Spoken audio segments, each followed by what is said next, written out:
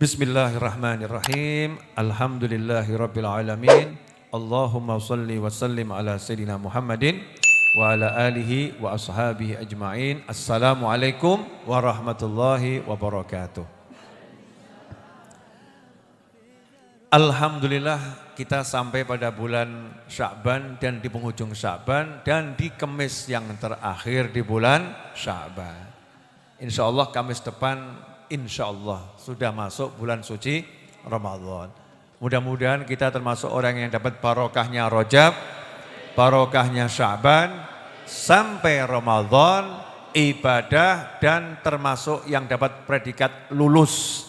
Sehingga diberi bonus Lailatul Qadar, pengampunan, rahmat dan bebas dari siksa api neraka, dijamin masuk surga. Amin Allahumma amin.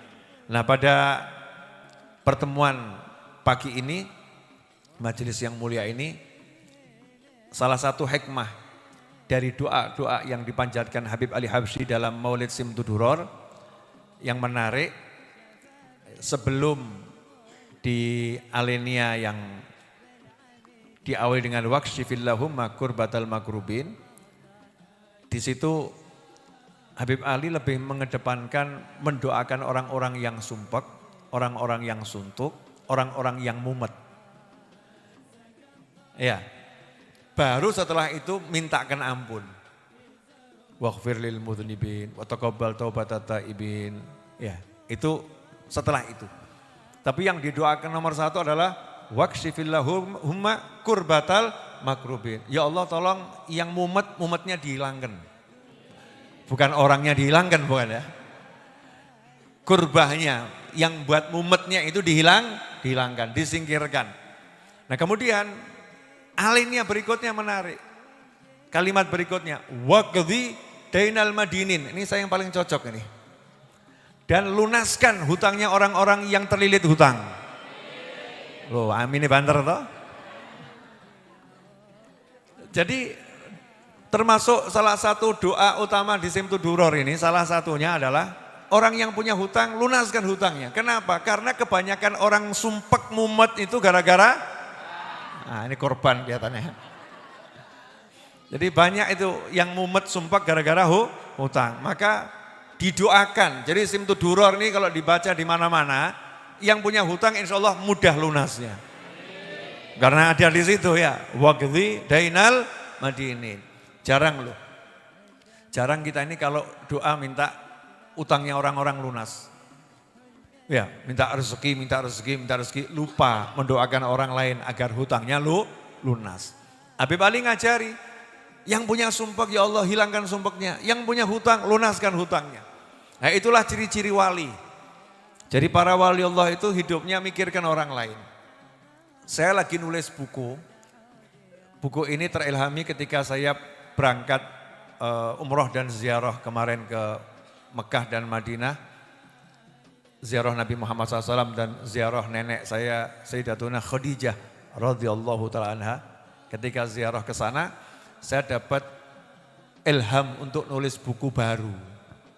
Judulnya, nanti semua wajib beli. Namanya orang dagang ya gitu ya. Semua wajib beli. Judulnya adalah Sayyidah Khadijah kekasih Rasulullah SAW. Judulnya itu. Nah, di antara isi bukunya yang belum saya tulis, yang mau saya ceramahkan ini belum saya tulis. Saya baru nulis 6 halaman di Madinah ya, 6 halaman di Madinah. Bahkan saya beli laptop juga di Madinah. Ya biar barokah, ya, saya beli laptop di Madinah khusus buat nulis buku ini. Ya niatnya khusus buat nulis buku ini. Nah itu ada satu bagian di mana Nabi kita Muhammad sallallahu alaihi wasallam sallu ala nabi. Allahumma shalli. Di mana Rasulullah SAW di masa kecilnya, di masa remajanya, Nabi kita itu tidak aktif kerja ke luar negeri, tapi kerjanya hanya menggembala kambing. Memang pernah umur 12 tahun pernah diajak pamannya Abu Thalib untuk ke Syam, ekspor impor, tapi di tengah jalan suruh pulang ya. Suruh pulang, nanti saya bahas itu nanti. Kalau jenengan beli bukunya saya bahas isinya. Nanti ya. Tapi ini ada satu hal yang menarik yang saya dapatkan, mudah-mudahan antum belum pernah dapat yang semacam ini. Karena buat saya ilmu baru, mungkin buat antum ilmu lama, tapi buat saya ilmu baru. Nabi Muhammad SAW itu zahid, hidupnya zuhud. Kalau wali saja zuhud, apalagi Nabi Muhammad SAW. Jadi gak butuh dunia sama sekali, blas. Tapi sebagai syarat hidup kan orang gak boleh nganggur, gak boleh males, pantes-pantesan. Maka pantes-pantesannya Kanjeng Nabi Muhammad SAW kerja menggembala kambing. Karena dengan menggembala kambing itu upahnya cukup buat hidup. Jadi itu orang yang bahagia itu yang butuhnya itu sedikit. Semakin sedikit butuhnya, semakin gak punya butuh, berarti semakin bahagia. Yang buat pusing itu adalah daftar kebutuhan. Butuh kompor gas yang baru, tambah mumet. Butuh istri baru, mumet awakmu. Makanya pertahankan yang ada, biar tidak pusing. Betul ibu-ibu? Banyak dukungan saudara-saudara. Ya, butuh anak baru, tambah anak, itu kadang juga membuat pusing. Ya, butuh rumah baru, butuh semakin banyak daftar butuhnya, kebanyakan orang yang masih imannya pada kebutuhan, bukan kepada yang punya segala kebutuhan. Semakin banyak butuhnya semakin mumet, semakin pusing. Tapi kalau orang udah nggak butuh semua itu namanya zahid, nggak butuh. Kecuali nanti kondisi yang mengharuskan nanti beda, nanti saya jelaskan. Ya, Kanjeng Nabi SAW udah gembala kambing enak kok. Hidup bersama pamannya Abu Thalib yang miskin. Pamannya yang hidupnya juga susah tapi ahli dagang. Dagang, gak pernah minta. Abu Thalib itu berjuang keluar negeri cari nafkah untuk Nabi Muhammad SAW. Tapi Rasulullah SAW tidak mau berpangku tangan. Beliau pun menggembala kambing. Sampai umur 25 tahun diajak duduk sama pamannya, sama Abu Thalib. Ya, yang sangat cinta pada Nabi Muhammad SAW. Diajak duduk kemudian diomongi, keponakanku mohon maaf. Pak Likmu ini sudah semakin tua ya, pamanmu udah semakin tua, udah enggak mampu dagang luar negeri. Jadi udah enggak mampu lagi bantu membiayai hidupmu. Dan sudah tidak mampu juga membiayai hidupnya sepupu-sepupumu, keluarga kita ini.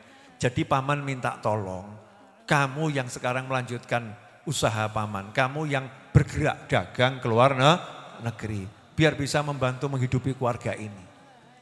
Disitulah Nabi Muhammad SAW langsung meninggalkan menggembala kambing, jadi eksportir dan importir, berangkat ke luar negeri.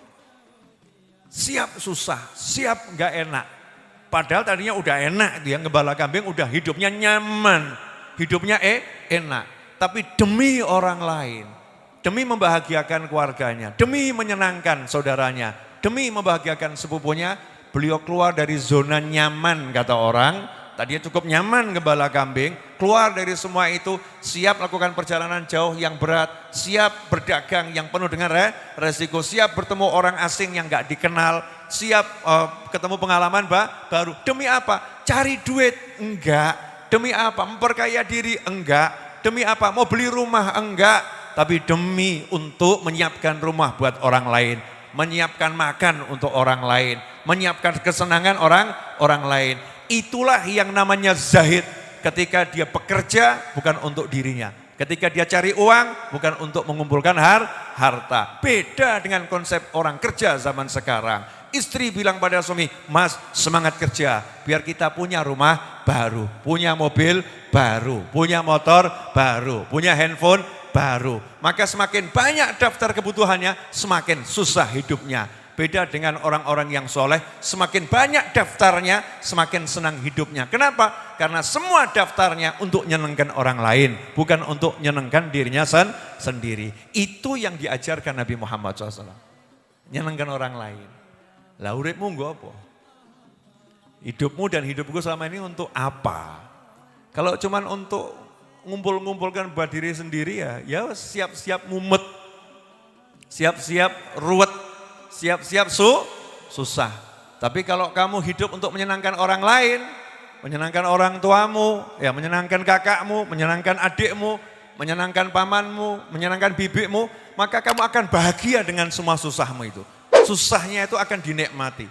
Gak enaknya itu akan jadi enak, karena gak ada bagian nafsu, gak ada bagian hawa. Begitu hawa, nafsu, ego ini tersingkirkan, maka Allah yang akan mengisi itu dengan kebahagiaan.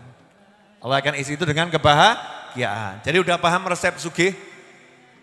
Jangan punya pengin untuk diri sendiri, tapi jadikan penginmu untuk menyenangkan orang lain. Makanya para wali dongonya itu. Habib Ali Habsyi itu sampai istrinya cemburu. Cuman cemburunya bukan seperti ibu-ibu yang oknum-oknum ibu-ibu nggak jelas. Nggak gitu. Cemburunya gara-gara apa? Habib Ali Habsyi itu kalau malam waktu sahur ya, waktu pertengahan malam, sepertiga malam, doa mustajabnya digunakan untuk mendoakan semua orang yang musuhi.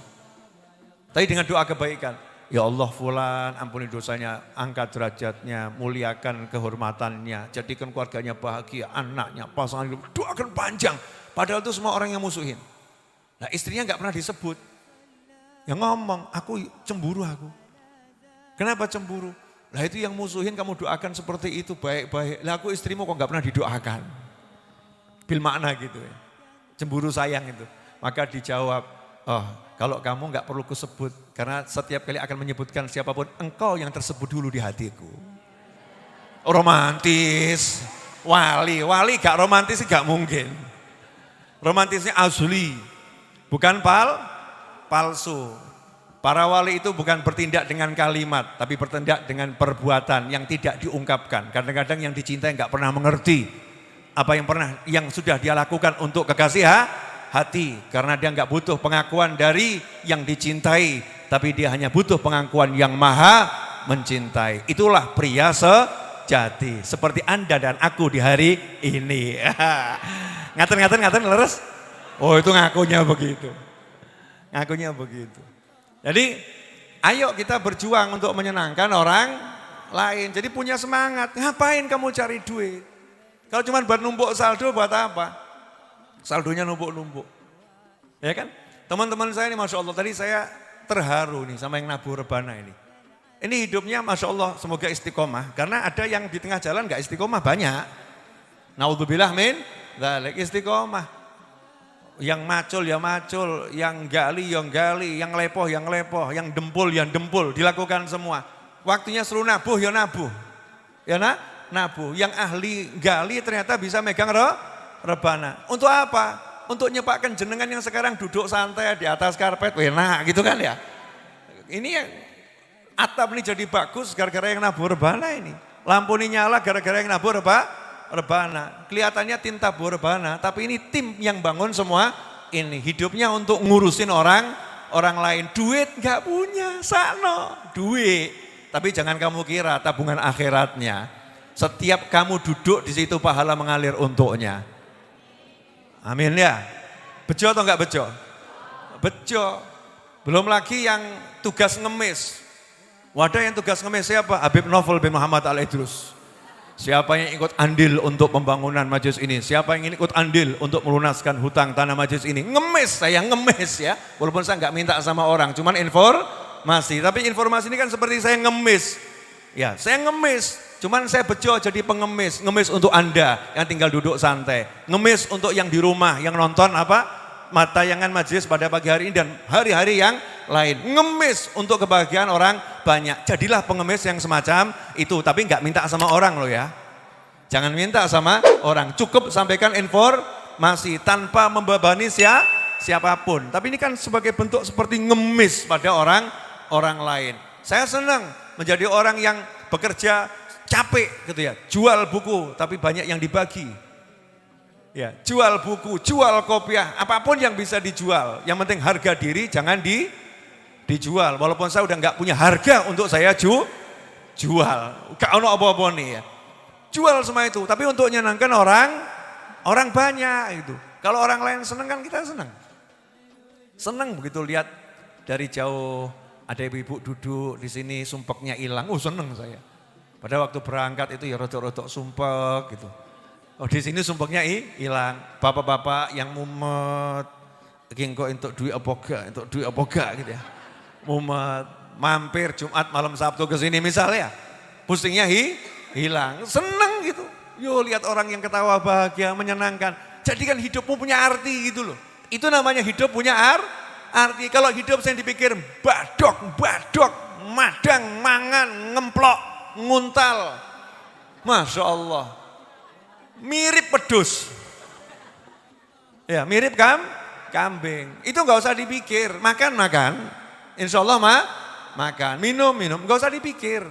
Itu bagian dari kehidupan yang kita jalani setiap hari. Tapi gimana caranya kita bisa manfaat pada orang lain. Menyenangkan orang lain. Bahagiakan orang lain. Kalau aku dijual, itu bisa membuat orang bahagia. Akan kujual diriku demi orang bahagia. Selama itu enggak melanggar aturan Allah Subhanahu wa ta'ala. Tapi kita kan enggak boleh menghinakan diri, merendahkan diri sampai batasan-batasan yang diharamkan Allah kan enggak boleh. Jelas semuanya? Jadi ibu-ibu, kalau engkau itu masak bisa buat suamimu senang, meskipun kamu tersiksa, lakukan itu. Meskipun kamu enggak pernah dihargai, enggak apa-apa. Capek cari penghargaan dari suaminya, dablek bojone kok ya. Enggak punya perasaan, ngapain cari penghargaan dari suami? Cari penghargaan dari Allah Subhanahu wa ta'ala. Oh dia suka, tak gawekno. Meskipun enggak pernah dibilang terima kasih, enggak apa-apa. Jangan kemudian tak gak enak sisan, ben krosong, ben ngerti. Jangan begitu. Jangan minta pengakuan. Aku udah mencintaimu selama 50 tahun. Mana cintamu untukku? Aduh, wedok ruwet. Maksudnya ruwet untuk dirinya sendiri, nanti sakit hatinya. Hidupnya akan sakit. Teruslah mencintai tanpa meminta balasan dari manusia. Mintalah balasan dari yang maha kuasa. Nanti senang hidupmu. Nah, buku Sayyidah Khadijah itu adalah cinta sejati yang ada di jagat raya dan tak akan pernah terulang lagi. Ini ngomong dikit boleh? Sorry ya, Romeo silahkan Romeo, Juliet silahkan Juliet. Ya silahkan. Majnun silahkan Majnun, Laila silahkan Laila. Tapi banyak orang belajar kisah cinta dari drama yang dibuat oleh sutradara. Betul? Banyak orang belajar cinta dari kisah-kisah yang ada di tengah kehidupan masyarakat yang tidak sesuai dengan aturan Allah Subhanahu wa ta'ala. Dan kisah-kisah cinta itu dijadikan pondasi membangun kisah cintanya kepada pasangannya, kepada saudaranya, kepada kerabatnya. Padahal yang dia jadikan cermin itu hal-hal yang diharamkan Allah Subhanahu wa ta'ala. Romeo and Juliet gak pernah menikah dan mati minum racun saudara-saudara. Apakah cinta model begitu yang akan engkau terapkan dalam kehidupanmu? Majnun dan Laila indah kalimatnya, tapi gak pernah bertemu dalam pernikahan. Laila menikah dengan yang lain, Majnun mati dikubur tanpa bersama Laila dalam kehidupan. Betul atau betul? Nah, tapi kalau Nabi Muhammad SAW, manusia yang paling tahu cinta Nabi Muhammad SAW. Makhluk Allah yang paling kenal cinta Nabi Muhammad SAW. Dan makhluk Allah yang paling dicinta Nabi Muhammad SAW. Apa enggak penasaran gimana Rasulullah itu menuangkan cintanya kepada istrinya yang tercinta. Dan enggak ada duanya di jagat raya. Contoh itu. Ya contoh, maka belajar. Oh saya senang belajar. Oh cinta nenek dan kakekku indah. Tadinya mau tak tulis judulnya begini tapi enggak jadi. Ya, tadi judulnya begini, ibumu nenekku. Mesti lak mumet tau kamu, apa karepnya? Betul kan ya? Oh, judulnya udah teka-teki ya, ibumu nenekku. Kok bisa? Lah iya, karena istri-istri Nabi SAW adalah ibunya orang-orang yang beriman, betul? Jadi kebetulan ibu kita semua ini, Sayyidah Khadijah, kebetulan nasab saya nyambung ke sana. Nenek saya, jadi ibumu nenekku. Mau tak buat begitu, tapi gak enak, mumet sing moco. Maka langsung tutup poin. Sayyidah Khadijah kekasih Rasulullah SAW. Indah cintanya luar biasa. Mau sedikit spoilernya? Wani piro? Ya, sedikit aja ya, dosa banyak. Ketika akan meninggal dunia, ketika akan wafat, nanti endingnya buku itu, endingnya. Ketika akan wafat, itu diceritakan Sayyidah Khadijah itu di akhir-akhir usianya, suatu hari Nabi Muhammad SAW ada di Bukit Sofa. Rumahnya Sayyidah Khadijah itu di depannya Marwah, sampingnya Marwah. Ada Sofa Marwah. Antara Sofa dan Marwah itu kan cukup jauh kalau jalan. Dan bukan seperti sekarang, masih terjal gitu ya. Bukitnya juga masih bukit batu yang tajam. Sekarang pun kita lihat, sudah dikasih olesan lapisan, kelihatan tajamnya seperti apa. Di usia 65 tahun Sayyidah Khadijah itu wafat, radhiyallahu anha. Di akhir usianya di rumah, tahu suaminya yaitu Nabi Muhammad SAW berada di Bukit Sofa, lagi ngobrol dengan malaikat Jibril alaihissalam. Ya ngerti, selama 25 tahun menemani Nabi SAW, sejak belum dapat wahyu sampai dapat wahyu, ngerti. Malaikat Jibril yo kenal dengan malaikat Jibril. Makanya kalau ada orang bilang manusia enggak lihat malaikat itu belajarnya kurang. Ya belajarnya kurang. Manusia umumnya enggak bisa. Manusia tertentu bisa dengan izin Allah Subhanahu wa taala. Di antaranya Sayyidah Khadijah. Kemudian ada sahabat yang juga tazuruhul malaikah, diziarahi malaikat, ketemu dengan malaikat. Nah disitulah Sayyidah Khadijah menyiapkan makan untuk Nabi Muhammad SAW. Selesai makannya disiapkan, dibawa. Wanita usia 65 tahun bawa makan itu mendaki Bukit Sofa. Kepleset, jatuh. Terus malaikat Jibril dari sebelum nyampe udah ngomong pada Nabi Muhammad SAW. Itu Khadijah datang, lagi bawa makanan buat kamu. Lihat Sayyidah Khadijah jatuh, Nabi turun dari sofa, terus dipeluk, dibangunkan. Lihat. Setelah itu malaikat Jibril ngomong, sampaikan salam buat Khadijah. Allah titip salam buat beliau. Allah titip salam buat beliau. Terus Allah nyampaikan, Allah titip salam buat kamu. Terus malaikat Jibril ngomong, aku juga titip salam. Jibril juga titip salam buat kamu. So, Allah udah nyiapkan rumah buat kamu di surga. Betapa indahnya. Maka ada satu kalimat dari seorang ulama yang mengatakan, jika Nabi Muhammad SAW wafat di pangkuan Aisyah, maka Khadijah wafat di pangkuan Nabi Muhammad SAW. Paham ya? Jadi kalau ketika Sayyidatuna Aisyah itu berbangga, Rasulullah wafat di pangkuanku. Maka ulama membanggakan Khadijah wafat di pangkuan Nabi Muhammad SAW. Gak bisa diungguli. Ya, luar biasa. Nah ini cuman spoiler kecil. Itu kalau tak tenan-tenanan nerangno awakmu nangis kabeh. Aku lah jadi sedih. Pagi ini aku tak ingin bersedih-sedih gitu ya. Itu aja sudah ngempet-ngempet. Itu kalau diterangkan benar, gelundung, geblak, semaput. Yang bingung saya. Apalagi belum sarapan ini. Ya, apalagi belum makan nasi goreng. Buat yang gak puasa kan belum makan nasi goreng. Gak puasa udah niat poso, walaupun gak makan ya kuat. Udah nih niat. Kalau kita kan nawa itu sarapan. Jadi kalau sarapannya telat ya perutnya udah ngomong sarapan. Dengan berbagai bentuk bunyi yang ada. Jelas semuanya? Nah untuk Ramadan satu yang paling penting hatinya dibersihkan. Jangan sampai menyimpan dendam pada siapapun. Gak bakal dapat rahmat, ampunan dan itqun minan nar. Serta Lailatul Qadar orang yang Ramadan hatinya masih punya dendam pada muslim yang lain. Allah akan kasih tapi Allah kasih syarat. Tak kasih kamu ampunan, tak kasih rahmat, tak bebaskan dari siksa api neraka. Tapi satu aja itu loh, hatimu jangan benci pada muslim yang lain. Ngono kok angel gumun aku. Suruh seneng sama, bukan cinta loh ya, jangan benci sama orang. Kok susahnya luar biasa, ngeboti sakit hatinya daripada surga Tuhannya. Ngeboti sakit hatinya, mengutamakan sakit hatinya daripada terselamatkan dari neraka.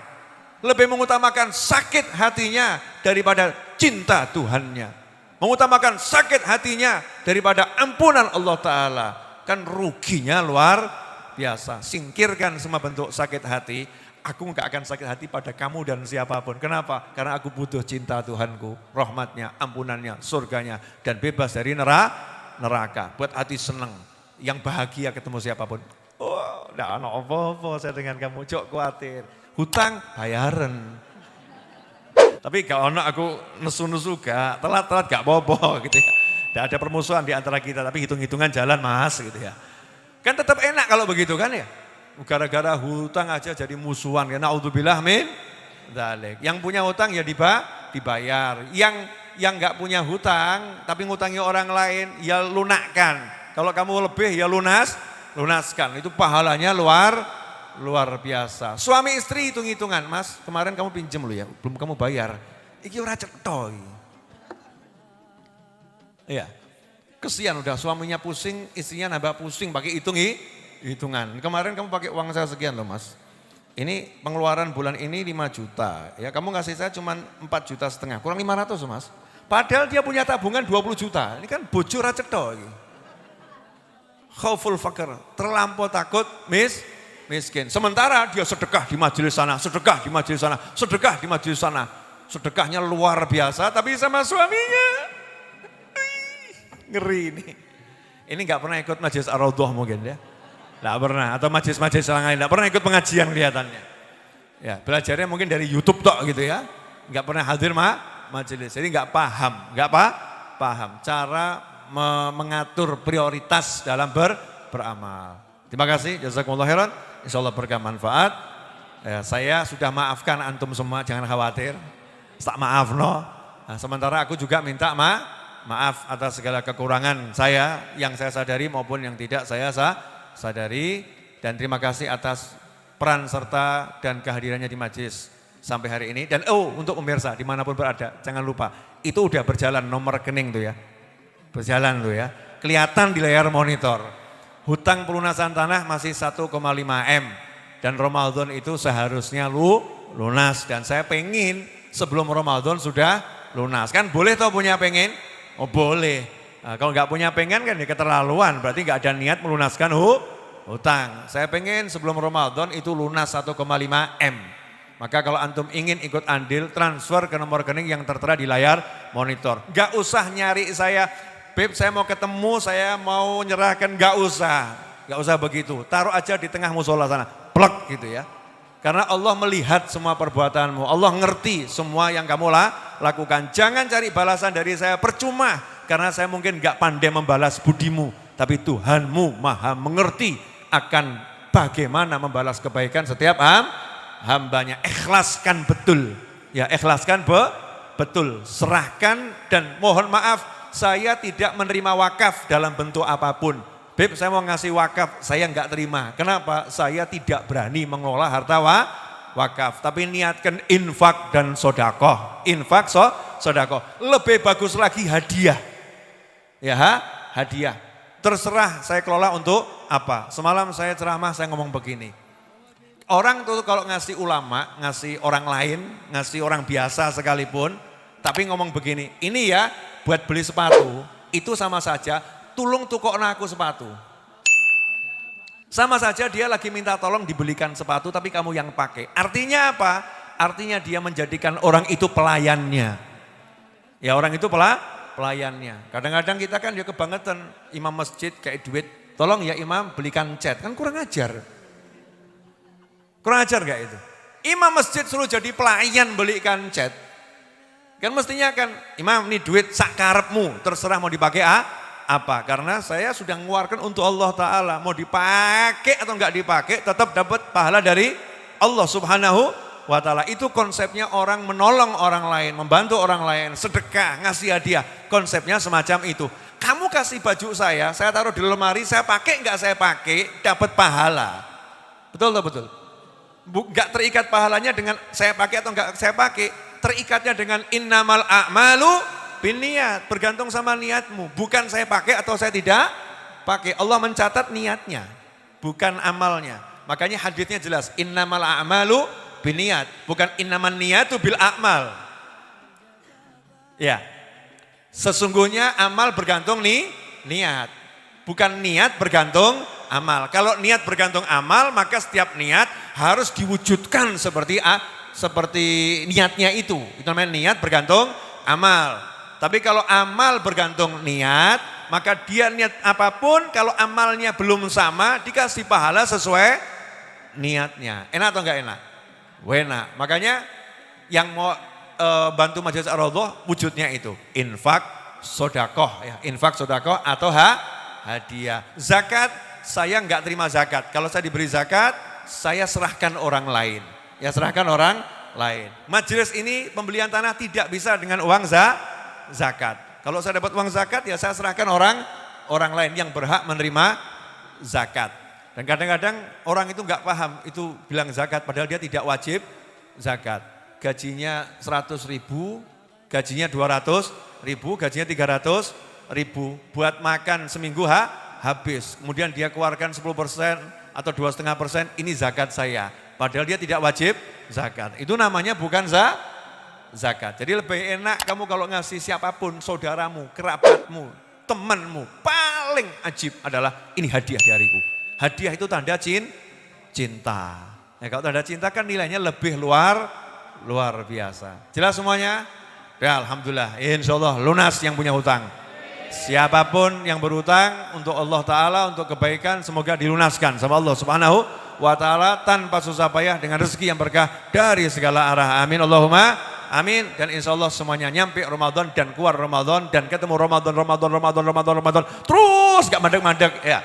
Selama-lamanya dalam keadaan sehat wal afiat fi taatillah. Amin Allahumma amin. Wassallallahu ala Muhammadin wa alihi wasallam. Walhamdulillahirabbil alamin. Wassalamualaikum warahmatullahi wabarakatuh.